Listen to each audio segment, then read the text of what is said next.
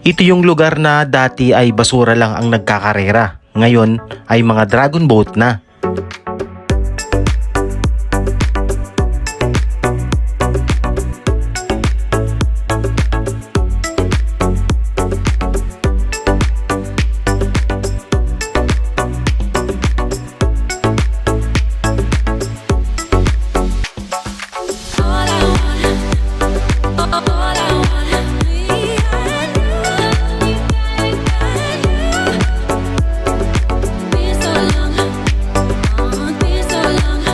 Good day mga kababayan, isang pinagpalang araw po sa ating lahat. Panibagong araw, panibagong update dito sa Manila Bay at nawa po ay nasa mabuti kayong kalagayan.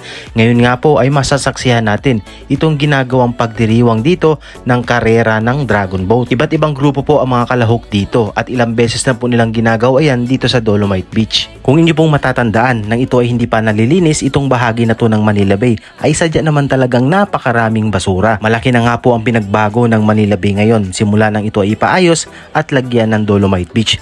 Mas naging maayos at mas marami po ang tao ang pumupunta rito dahil nga sa taglay ang ganda ng nalagyan ng Dolomite Beach. Dahil nga dyan ay iba't ibang sports event na nga ang ginagawa rito tulad ng ating nakikita ngayon, ang Dragon Boat. Meron ding mga kite surfing at meron ding mga nagje-jetski dito. Kaya naman po ay sana panatilihin natin ang kalinisan sa mga bibisita rito. Huwag tayo magtapon ng basura at kung meron tayong makitang basura ay atin ang pulutin at itapon sa tamang lagayan. At higit sa lahat, sana po lahat tayo ay magkaroon ng disiplina sa bawat sarili natin. Yun lamang po at maraming salamat. Ingat po tayo mga kababayan.